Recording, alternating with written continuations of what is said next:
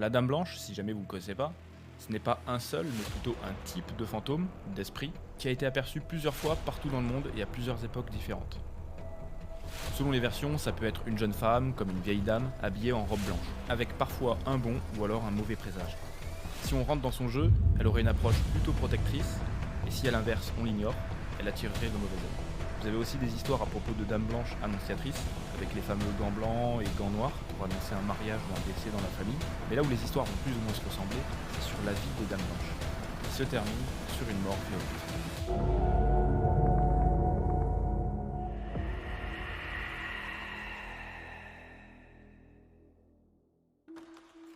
On va commencer en France. Il faut savoir qu'en dehors de la légende, le nom Dame Blanche était donné à la base aux femmes des rois morts, qui s'habillaient en blanc pour faire le deuil de leur mari décédé, et non en noir. Il y a une très vieille histoire, c'est celle d'une dame blanche qui hantait anciennement l'abbaye de Mortemer. Elle est la dernière héritière du trône, sauf qu'elle se fait enfermer dans l'abbaye pendant 5 ans, et elle décède en 1167. Après, dans sa biographie, à aucun moment il n'est mentionné une séquestration, et Mortemer n'est qu'une petite partie de sa vie. Donc ça peut très bien être une histoire fausse, ou juste un récit bien modifié avec le temps. Mais la légende, elle, est bien présente. Seulement il est difficile de savoir où exactement, étant donné que ces vestiges ont été détruits, restaurés et déplacés plusieurs fois. En tout cas, c'est à travers cette histoire qu'on commence à parler de gants blancs et de gants blancs. Un peu plus tard, une autre histoire bien sombre fait son apparition, Blanche de Persie. On est au XIIIe siècle, donc une époque où le mariage n'est pas vraiment par amour mais plutôt par arrangement. Blanche, elle refuse toute possibilité de mariage. Ses parents décèdent et malgré que ce soit triste, elle peut faire ce qu'elle veut, donc ne pas se marier. Elle hérite quand même des terres que sa famille possédait, et c'est là que l'histoire sort du réel. Un homme de sa famille qui était peint sur une toile qu'elle possédait est venu lui rendre visite pour signer un pacte avec elle. Son sang contre la fortune. Elle va commencer à tuer pour posséder plus de terres et apparemment aussi pour le plaisir. Seulement avant sa mort, elle pactise avec le diable pour revenir sous forme de spectre et hanter les terres qu'elle n'a pas pu acquérir au cours de sa vie. Après sa mort, il est dit que son cercueil était trop lourd pour être transporté. Elle est alors enterrée sur ces terres qu'elle peut maintenant hanter. Plusieurs témoins parlent de l'avoir vue près de son manoir où elle chercherait à égarer les visiteurs, de sorte à ce qu'ils se retrouvent au milieu d'un étang et se noient. Difficile de croire à tout ça, mais la partie de l'histoire qui est prouvée, c'est l'existence de cette femme, puisque les restes de sa dépouille ont été retrouvés vers la fin des années 40. Suite à ça, beaucoup d'histoires de l'époque vont se ressembler. À l'exception de quelques détails, des fois c'est une épouse, d'autres fois c'est une mère qui est seule, et les morts seront un petit peu différentes. Mais il y a tout de même une histoire dans le Périgord qui parle d'une femme mariée à un guerrier. Elle tombe amoureuse d'un autre homme qu'elle a vu pendant l'absence de son mari, et quand il rentra de la guerre, le mari tue l'amant et fait enfermer sa femme. Elle meurt 15 ans plus tard, et le corps sera emmuré. Et après cette histoire, il y en aura d'autres qui parlent de femmes emmurées, parfois même vivantes, et quand elles finissent par mourir, elles reviennent en dame blanche. Cette légende est donc là depuis au moins le Moyen-Âge en France, mais en plus des folklores, les époques aussi vont faire évoluer la légende et lui faire prendre un autre tournant. Et j'ai trouvé 2 histoires à vous raconter pour vous amener à la plus grosse évolution de la légende en France.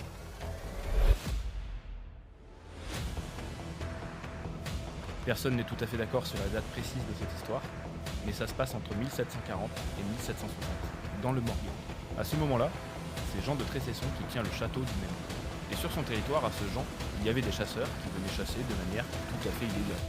Un chasseur est venu de nuit et il a assisté à une scène horrible.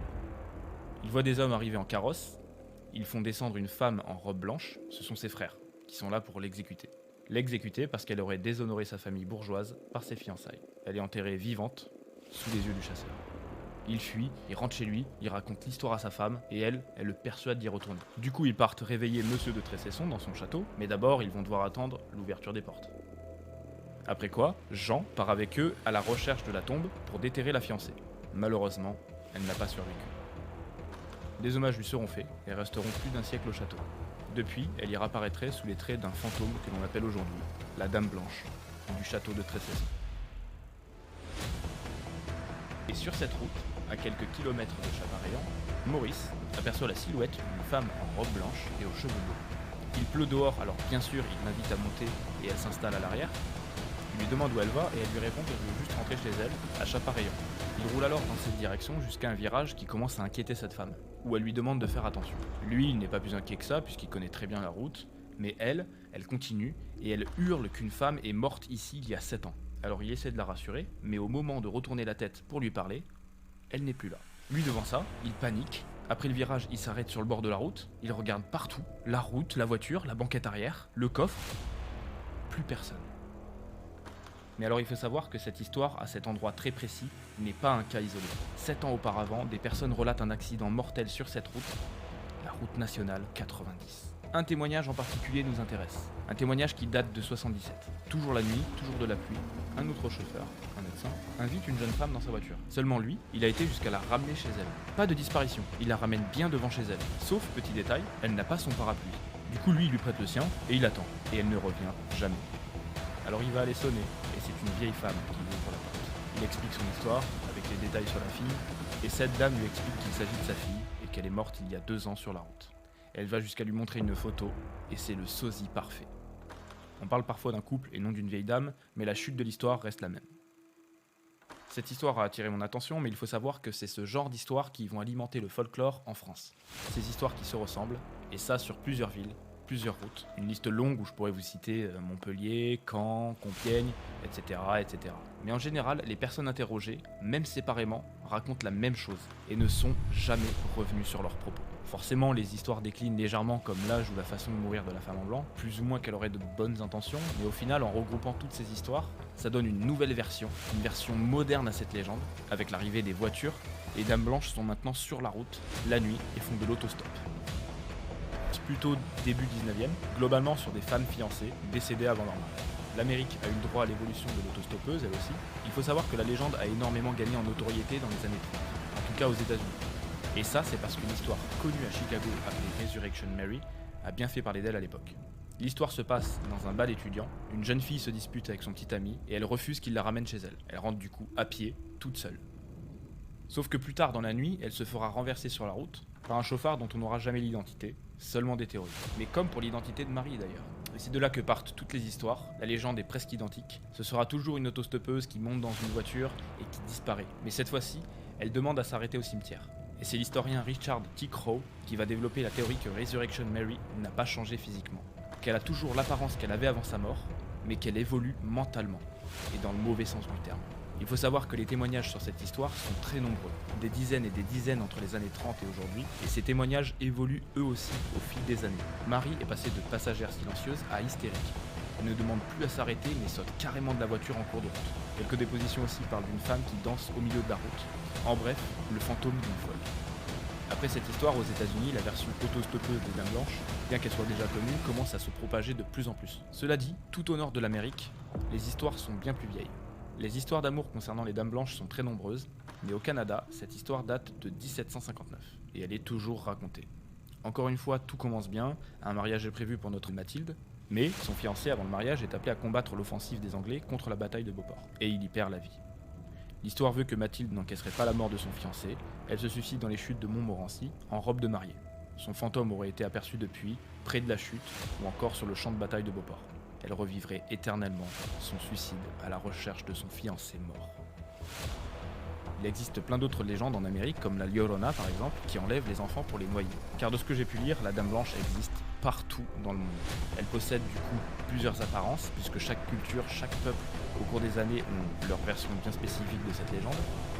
Je réserverai peut-être aussi un sujet entier sur les croyances des pays asiatiques, où certaines versions de la Dame Blanche parleraient carrément de démons, et ce n'est que le début. Pour finir avec la Dame Blanche, elle perpétue le mythe, la légende qu'après la mort, s'il y a un après, certains esprits se retrouveraient bloqués dans ce cercle infernal, à revivre éternellement la même boucle.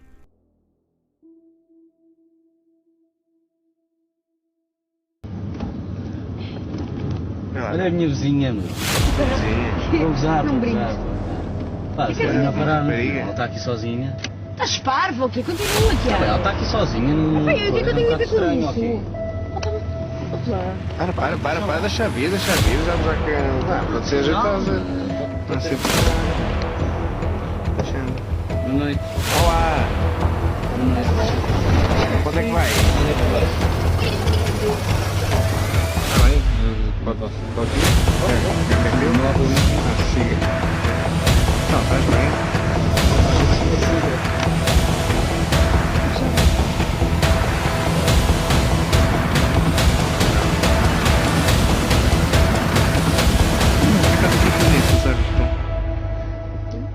Estás aqui a fazer estas árvores. fiquei um bocado incomodada com a câmera, diga lá isso. Já desligaste também. Então, mas aconteceu alguma coisa? Como é que te chamas? Não sei nem se o teu nome. Aconteceu alguma coisa lá atrás?